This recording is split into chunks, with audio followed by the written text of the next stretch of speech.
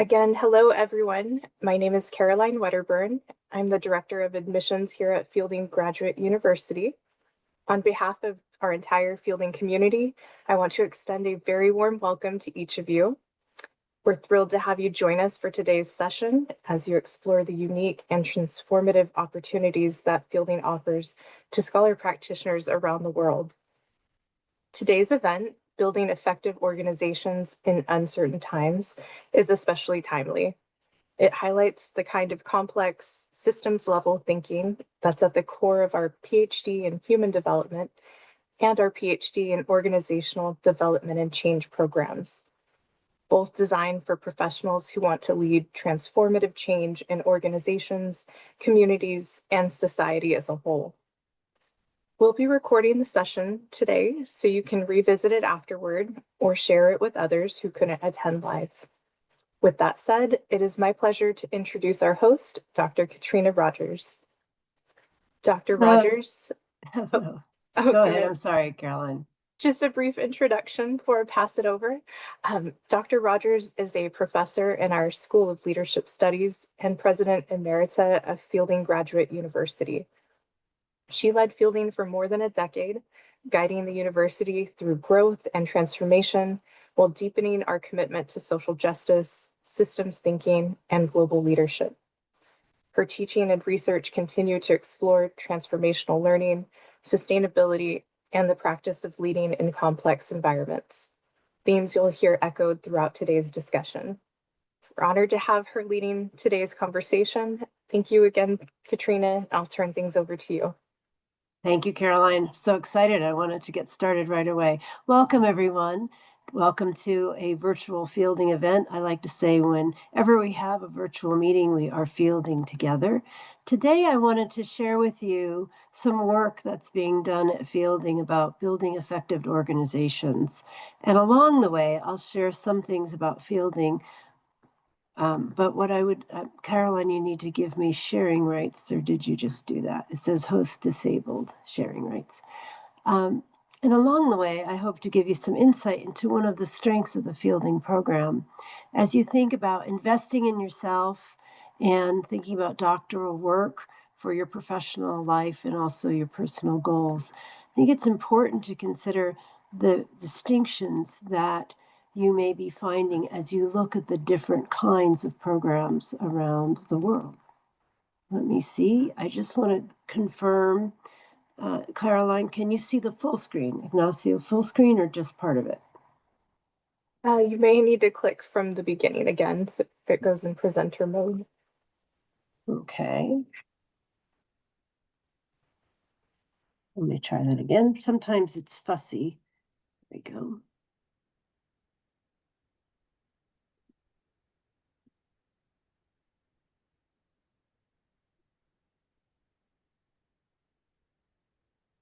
Did that improve? Excellent.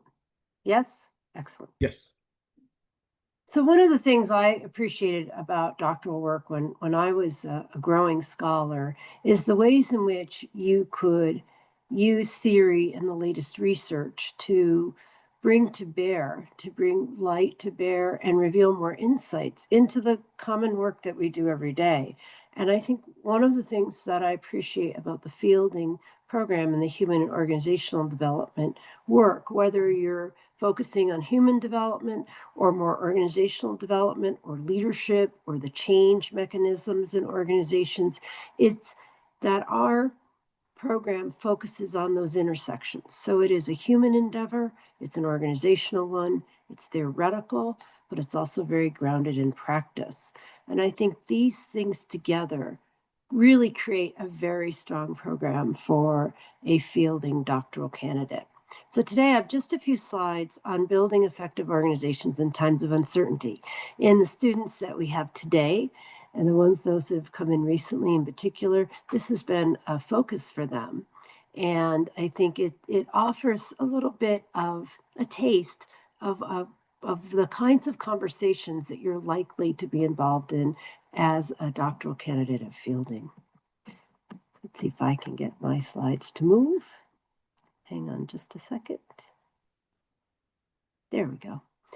All right, so common terms. I mean, think about it yourself. If you're in an organization, or perhaps you are a consultant, or perhaps you're a person who wants to be either of those things, either an organizational leader or a consultant, think about the kinds of terms that we commonly use to describe effectiveness. These are just a few, you have many others. So successful is one, financially sound is another. Of course, we always think about that. If you have longevity in your organization, that could be longevity of staff, longevity of the organization itself. Organization's easy to work with. You feel like the processes make sense. It's easy to figure out. It's not opaque. It's not overly bureaucratic, however we might define that. And no matter what culture we're in, we like this notion that organizations are easy to work with. You get stuff done, right? You again, not so bureaucratic. You know what to do. You want to make something happen, you can make it happen. And the processes make sense to employees. These are the factors in effective organizations. As a practitioner, you might see this on the ground. If you're in an organization as a consultant, you might be bringing to bear, like, what can we do to make these things make your organization more effective? And then also, this is absolutely mirrored in the research.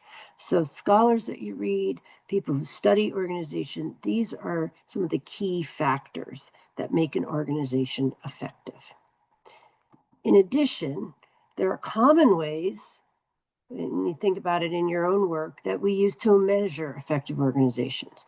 So we do surveys, engagement, satisfaction, spot surveys, whatever those are, and they get ever more sophisticated and ever changing.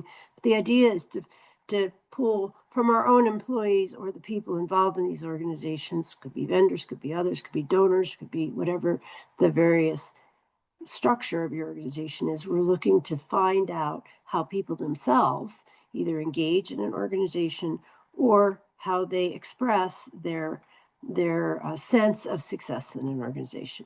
You might analyze turnover, for instance, is another common practice. And in that case, you're looking to see lower turnover, we assume, is some kind of measure. The organization is responsive to employees, is managing employees in a way that employees find satisfactory. Study morale, similar kinds of frameworks. Again, this is mirrored in organizational research over many decades. You conduct exit interviews. This is another way you measure effective organizations. And you evaluate growth, and you might measure growth in different ways. So growth could be, of course, bottom line if it's a corporate structure. Growth could be how many people served. If it's a nonprofit, you may find different ways of measuring your organization, but you figure out a way to be able to say, how do I know it's working well? And you'd also manage people to performance. So that's the human aspect of your organization. So these are just some common ways. You have others, I'm sure, as you think about this. And there are several. And as I said, these things come out of the literature and out of studying organizations. You might develop a new way of surveying. You might develop new frameworks for effective organizations that help them measure things more closely in a more refined way. But underneath these terms and measures, what are we really looking for? What's underneath terms, what's effective, and measures? And my suggestion is what we're trying to gauge is how to make organizations work better for their mission or bottom line, however defined. In other words, you're in that process of continuous improvement. And you're also trying to figure out how to make organizations work better for the people in it, because organizations are ever changing. We have a sense that things are either static or changing or changed, but it's that process of understanding that from a systems perspective, everything is changing all the time. Organizations are not unlike planets, if you will, where we have the Earth spinning, going around the sun spinning, all the other bodies in the universe are spinning. In the same way, organizations are always changing. And you want to understand, as that happens, you have to be thinking about how can organizations continue to work better for the people in it so that your organization is humane and easy to understand. So in one sense, you may be saying to yourself, well, that's pretty simple, but it's also very hard. And we know that because if it were easy, people would be reporting that their organizations work well and are effective and they love work. And we know that that isn't true. We know that people report quite the opposite a lot of the time. So we know that these are structures that are particularly organized to engage in collective action to create different kinds of work. So bottom line, your product, your mission, whatever that is, but that these organizations are also require constant attention and intentionality. And that's why people research organizations, because most people spend their life at work. We want to figure out how to make organizations work better. I'd like to introduce to you an idea that I've been working on for a couple of years now, and it's a framework from ecology. And this ecology, of course, is a very systems interconnective kind of approach to thinking about organizational frameworks. And I've been toying around from a theoretical and research standpoint about how we can understand organizations through this ecological lens. One suggestion is that we know from ecology that ecological systems tend to be healthier when they can perpetuate themselves indefinitely, and that they provide the right conditions for survival for the living forms in it. If you think about it, it's a little bit analogous to organizations. You want organizations to succeed well into the future, and you want the people in it to thrive, right? So that's what you're looking for, is that thrivability. Ecological systems thrive when they're adaptable, diverse, resilient, and can demonstrate a dynamic tension. So what do those things are? In a similar way, organizations are healthy when they're adaptable. That is, the organizational equivalent to the ecological adaptability would be preparedness. That's one important indicator of health. Another is when they are diverse, because like in an ecosystem, diversity means if any piece fails, so this is that systems orientation, if any piece fails, then you have other pieces that can take over. And so that helps a system last, and it gives them that tensile strength. So I'd say in organizations, it's diversity plus range. So you might have diverse products, diverse people in your organizations, and also have that extension of breadth. Ecosystems can be quite small. They can also be large. Depends how you think about systems in a particular context. Organizations are the same, but no matter what, they need to be able to express a certain kind of breadth. Also resilient. Organizations are resilient when they are responsive. And in the same way, so are ecosystems. Resilience in this context means that an organization is not only prepared, so that's one aspect, but can also respond. That's another. So think about it in a context of, in an ecosystem, if you're adaptable, it means because there's diversity, it can adapt to, say, something that happens in the system, a flood, an overpopulation of a particular species, a fire. But resilient means there's a quicker responsiveness to the system. So, for example, in high grasslands, it takes them longer to respond to fire than in, say, wetlands. That's just one example. And what I'm toying with is this notion that that's similar in organizations, that responsiveness is really as important as preparedness, and they are very different things. And then lastly, dynamic tension in a ecosystem is how the system pieces exist in a tension. And you see this in organizations. You may see conflict is good when it leads to a better collective outcome, because you have this tension where different viewpoints, different ways of thinking come together, and there's a good mechanism for a collaborative approach, a healthy dynamic that then leads to better outcomes. And in the same way, it's the same thing, this organizational equivalent to cope with paradox, with conflicts, with complexity, and with nuance. And these all together add up to what helps make an organization be effective. So I think under the framework of when we say we want organizations to work better, we know what success looks like, we know how to measure it, we're really looking at these fundamental foundational theories. We don't necessarily call it the same thing, but it's this ability to adapt, to be diverse, to cultivate diversity, to be resilient, and to evidence this dynamic tension in a healthy way. And I think altogether, that is what makes up a good, that's what we mean by building effective organizations. And we can take that and then translate it into very specific ways of working together.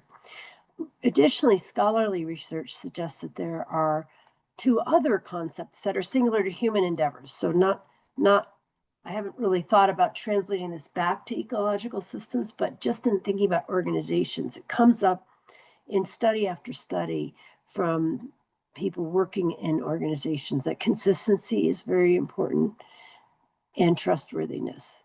Can you trust an organization's ability to do what it says it will do?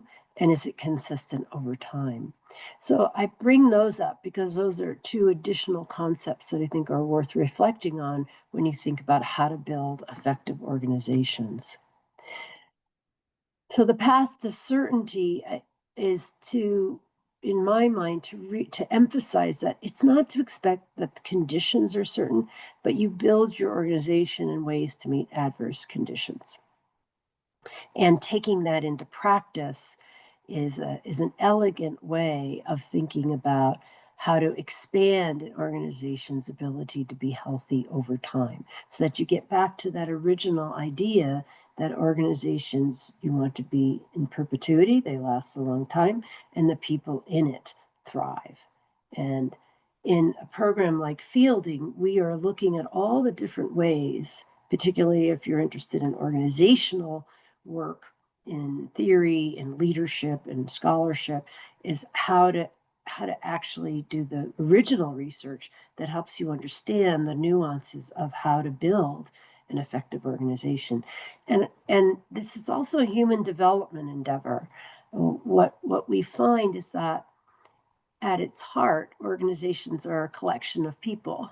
And so in the end, no matter which angle you're taking as a doctoral candidate, you'll find yourself also discussing organizations, leadership, if you're on the human development side, or human development, if you're on the organization and leadership side. And the pieces that I think are really important to think about with the Fielding program is there's three things that make us so distinctive. One is that breadth of human and organization development. Our students who are at Fielding tend to ask big, scholarly, divergent kinds of questions. And I think they're important to forwarding the research and the scholarship that helps us build good practice in the world. So this is a social science endeavor, ultimately. That's the first thing, is that exploring that intersection, having that flexibility of mind to be able to understand that complexity and nuance makes it a very important place to do your work. The second is the faculty are particularly capable of this. We have an expertise that we've cultivated over a generation and a half now. Generations of scholars have come through Fielding and are at Fielding that understand how divergent questions, how you can work towards an answer for them, these big scholarly questions, because they cross disciplines and they cross sectors.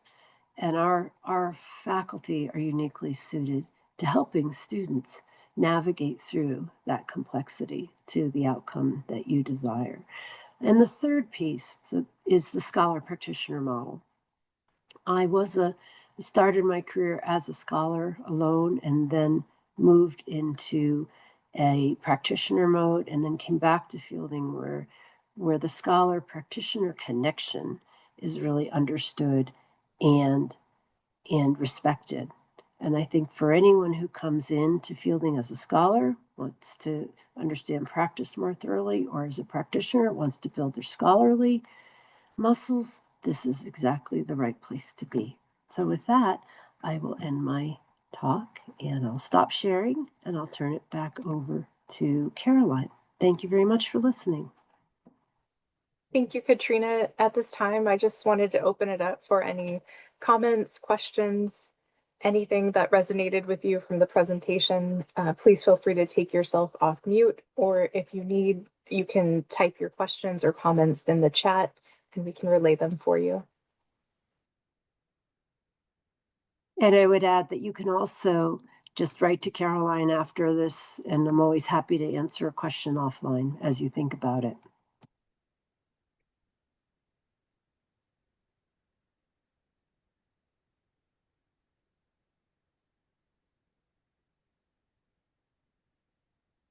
And your questions can range about the program, about fielding, about the conversation today.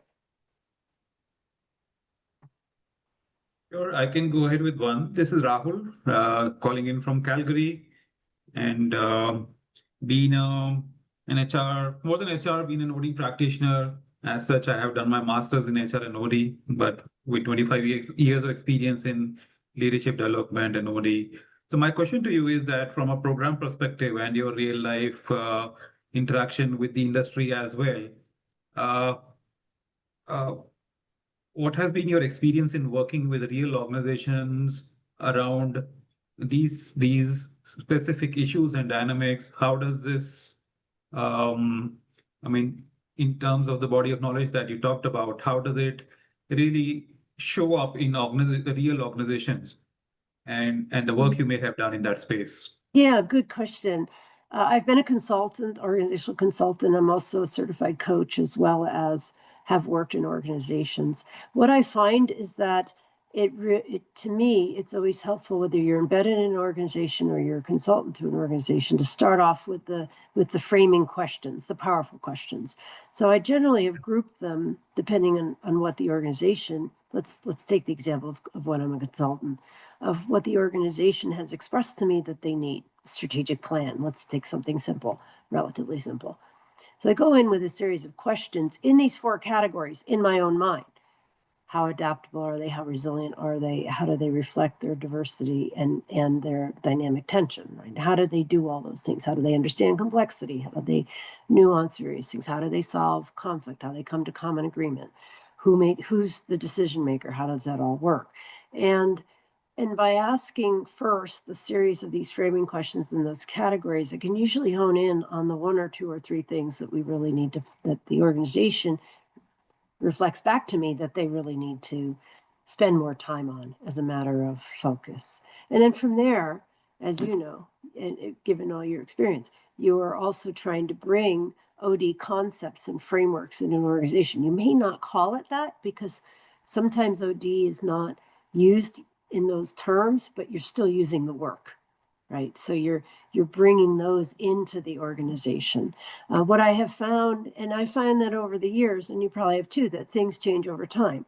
So sometimes, there was a big focus for a long time on concepts like total quality management, just-in-time manufacturing, all that stuff, right? Now we might be into continuous improvement and talent development.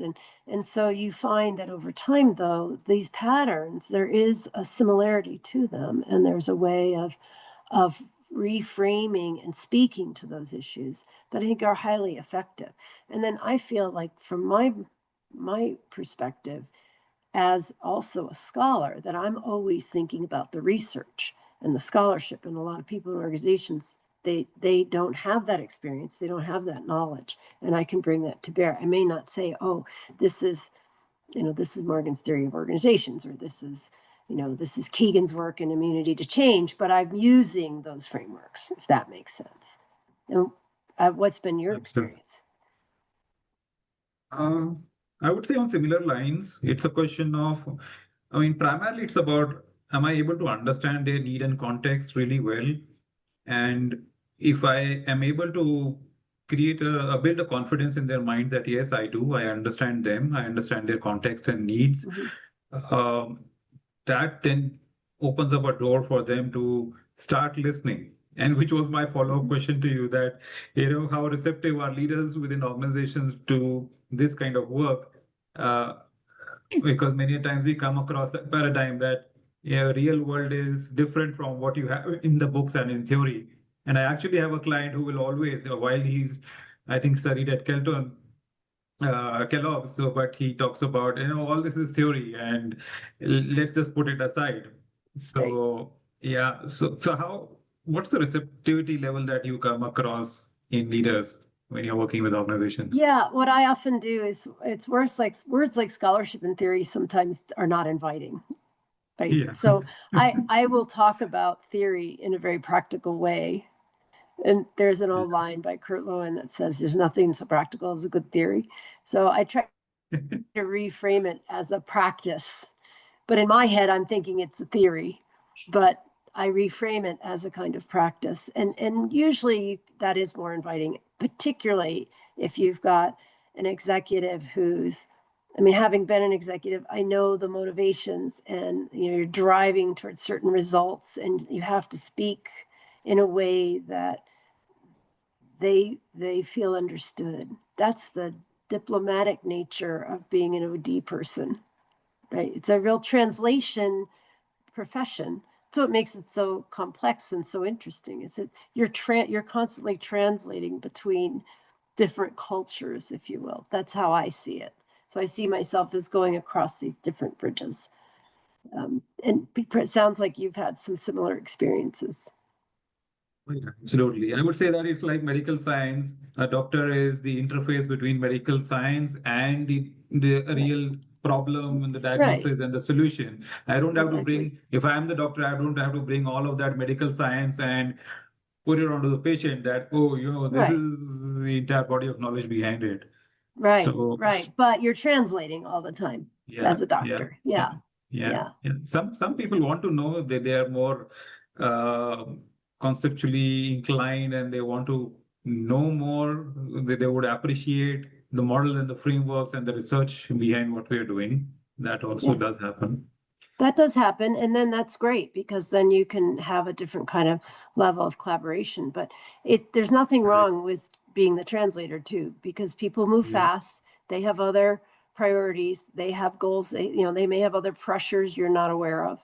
And you need to be responding at the moment to what's happening in the environment, which is a very ecological concept, by the way. Yes.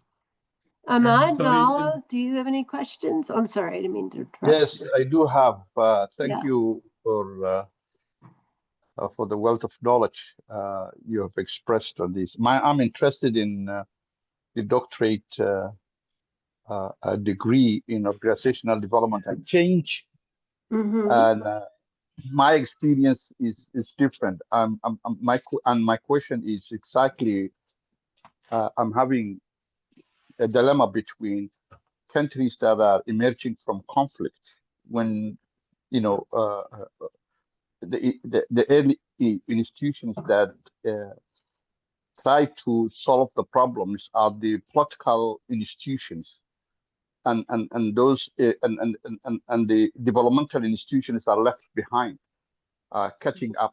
So there is always a very big gap between how to make those developmental change within the institutions that do service delivery between and the political institutions that are leading, maybe even in a negative manner, rather than serving the people and do that. So my question is, how can we make sure that those societies that are emerging from conflict would have some kind of a template for organizational development that is sustainable and practical? Yeah, that's a great question, Ahmad Dala. I'd love to talk to you sometime about it. Long time ago in the 90s, I worked in international organizations, and I was working, I think I'm much older than you, I was working in Hungary with something called the Green Circle. So the concept was, it was a newly emerging democracy at the time. There'd been a lot of conflict between people in communities because of the Soviet experience. and Yeah. then the Central European experience. And so the question at hand was how to rebuild civic organizations. And there was a lot of bad feeling, just a lot of pain and the sense of having been oppressed, through language and other kinds of conflict. And it was, and so what I was with a team, so it wasn't by myself, but we were trying to figure out, okay, what are the basic principles and how can we engage people in their own way to come up with a collective agreement about how they wanted to work. And it wasn't easy because a lot of these organizational structures were so deeply embedded emotionally and psychically. And it was extremely difficult work and it takes time. And I don't know if that's a good analog to what you're experiencing, but that's one of the I think important factors. There's a methodology that was originated at Fielding by a doctoral candidate named Juanita Brown called the World Cafe, and it's used all over the world to build, to get out challenging questions early and easily in conversations and so in a depersonalized way, and help people build back their common humanity. It's been very effective. I've seen it work. I've read about it working in Israel and Palestine and places of high conflict. I have a Fielding graduate, George Feta, who works in African nations. He's from Kenya. He worked for a long time with the United Nations World Food Program, but then has now gone out to more local developmental organizations. And it's the same kind of work. It's that sort of deeper, slow work to help transform an organization. And that does take time, and it's a different use of organization development. So I may have gone in a different direction than what you expected, but that's what I have found. That's where it's more like using dialogical processes as much as you can to keep building. Specifically, my interest in the postdoctorate for organizational development was how to help my own case. I don't know if you heard about the split between Somalia and Somaliland. I'm from Somaliland, which has built a very robust peace and reconciliation based on clan system, clan institutions, to a multi-party system where you have rarely in Horn of Africa what we had, 6 elections, presidential elections with international observers and everything. But my question is, the 3 institutions, the traditional institutions, the civic institutions, and the developmental institutions working together is a challenge. It's a big challenge. And resources that are located for the political and the peace institutions, where the developmental institutions are left behind, and people are, all these conflicting issues. And I'm wondering, I know there is no one solution fits all, but the question is, what will be? You said something about Israel and Palestine. Yes, that is one of the similar situations where you have conflict going on every day, and the institutions are going on, and people are still doing their lives. But academically, how would it something to learn from the rest help a nation that is emerging and very infant, but have success in certain area, but lacking success in other areas? Yeah, I think, well, there is, as you know, a lot of research on this very subject. And at Fielding, you would find that there are a lot of people working on this whole issue, because there's also the overlay of colonialism. There's been violent conflict. There's continuing civil conflict. There's a lot of work in how to apply OD principles. I go back to, you also need to be applying themes in restorative justice and reconciliation. And it's not quite the same as what you're talking about, but I think there's some parallels and analogs there. And we have faculty who do this work with students quite a bit. And I think you'd find that you have a collegial base here of people that have done this work and are doing it on the ground. I mentioned George, but there are others as well. I have a student now, graduate, working in Tanzania. There are people that are working all around the world on these really important issues. And to me, this is so important in terms of global systems, and that's what you're talking about. But it's back to the basic humanity, right? How do you build humane spaces for people to do collective work? That's within a civil that it's part of civil society, right? And that helps you create stability. And that is very deep, long work, but very important. And interestingly, it's only the public institutions that are, not developing very well. We have one of the best private sector institutions that,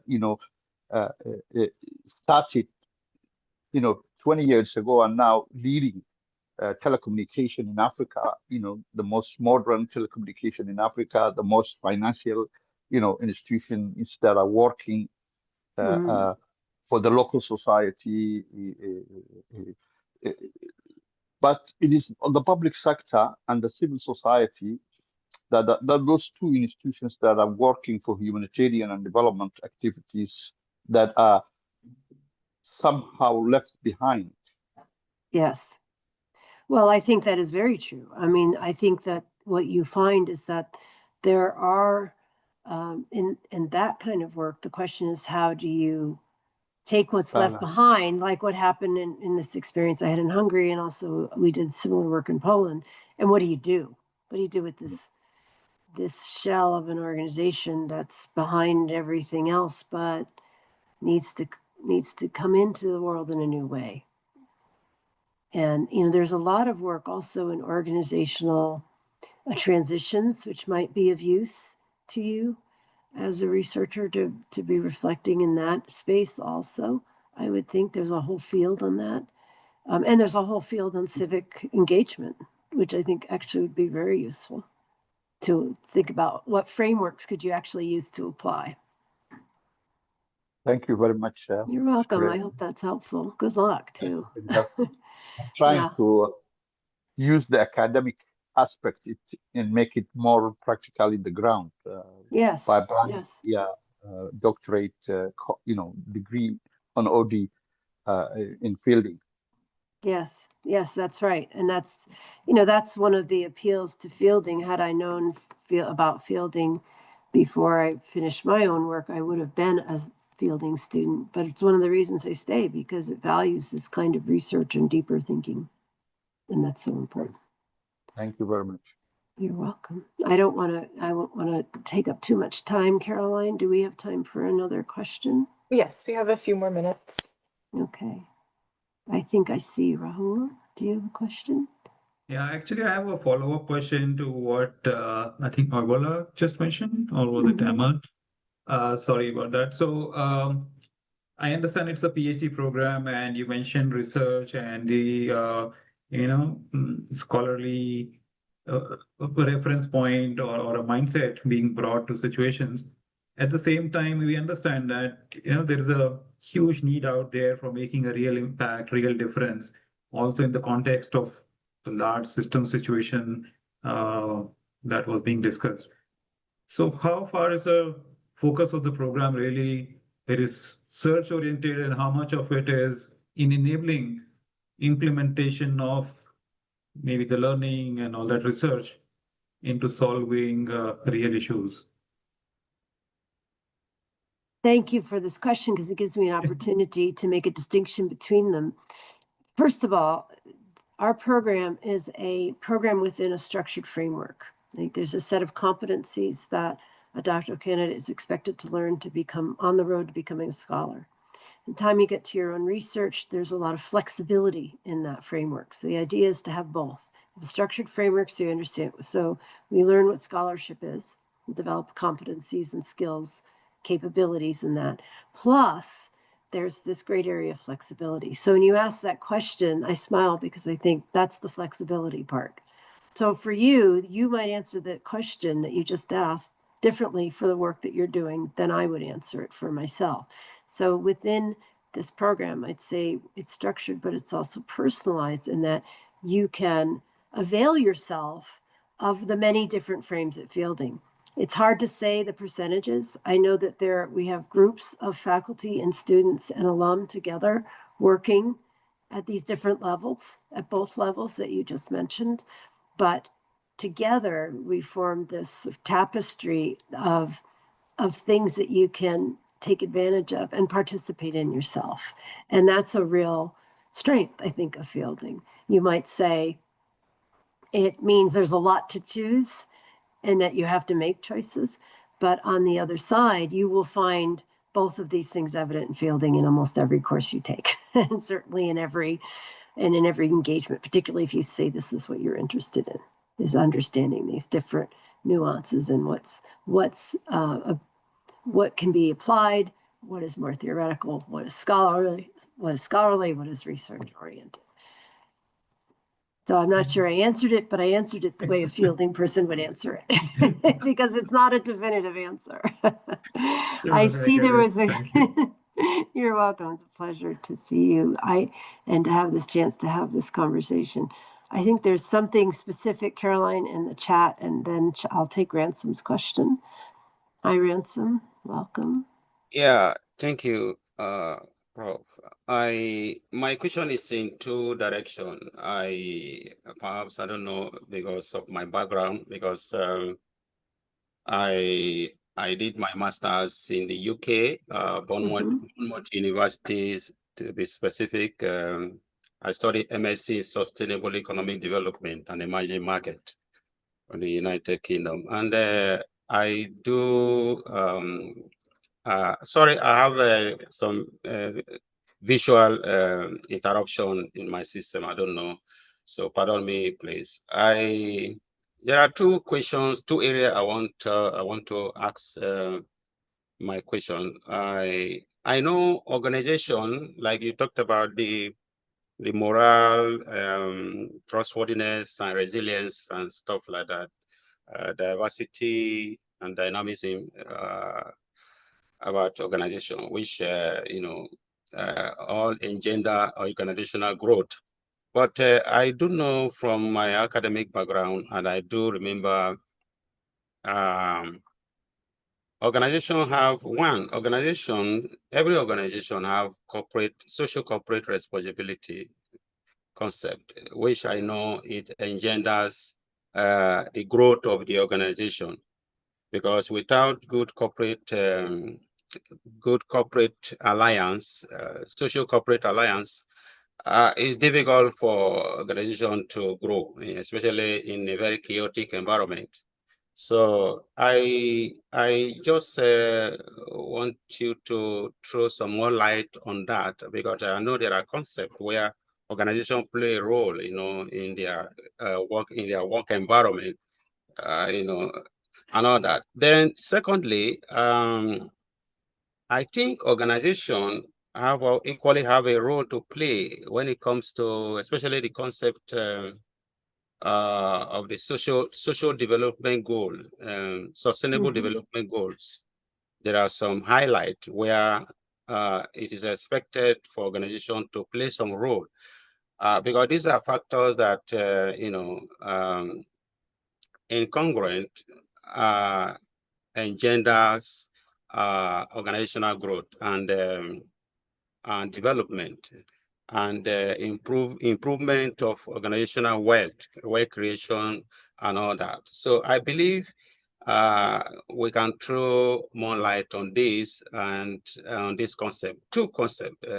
Corporate social responsibility, which I believe it engenders organizational growth, and what are the roles? I think organizations have roles to play in terms of the sustainable development goal concept, and all that. So thank you so much. Yeah, thank you, Ransom. I mean, you're speaking my language. I think corporate social responsibility is somewhat morphing into sustainability development goals, or the SDG. And I've also been, and you may be also familiar with the interdevelopment goals, the IDG, that helps support the human development aspects of sustainability. And together, they form a framework that some organizations are taking on. They generally tend to be, well, they're all over. They can be small, sole ownership run enterprises that start because they want to build a sustainable organization or build a sustainable product. It can be larger organizations that decide to take them on. I think I agree with you. I think the sustainability development goals are excellent, and I think they do. And I'm glad to hear you were doing this work in the UK. I think Europeans, and also I've seen more institutions in South America and in Africa take on, and China take on these concepts, I think, and really try to apply them in corporate settings. And yes, it's a whole cold, hard world out there, and we're on a path, but we have to give ourselves credit that we're the first generation across the world trying to intentionally become a more sustainable system, and give ourselves credit for including in the Sustainable Development Goals the idea of social responsibility, of responsibility to our labor force, to social goals, to humanity. I think that is the direction. That's the cutting edge direction that many of the best organizations in the world are in and headed towards. So I don't think we should count them out in these cynical times, because I think that's the edge of where transformation is happening. And yes, at Fielding, we have a concentration in sustainability and ecological leadership. We have, but even if you didn't do the concentration, if you're engaged in this program, we have a number of scholars, not only in our program of leadership studies, but also in school psychology, working on a lot of these concepts as well, because that's that human development piece and the organizational leadership piece. So thank you for bringing that in. I think that's very important work that you're doing. I know, Thank you so Katrina, much. we have one other question in the chat and then we can close out, but if you had the Okay. time. I think I just lost you for a moment. Yes, I have the time. Let's see what the chat is. A growing dialogue around the questionable value of pursuing programs like an MBA and higher in the fast changing context of today. IA is changing it even faster. What's the impact you see on this in higher education, specifically for the ODC program? Yes, AI is changing everything, and we know this. And anything I say now will probably be rendered irrelevant in 4 months, Raul. But thanks for the question. I read it out loud for those who may not be able to see the chat. We at Fielding have just come up with an AI governance structure that allows guiding principles. Faculty have different ways of approaching it. I think it's part of engaging in a multiplicity of what AI can offer, learning.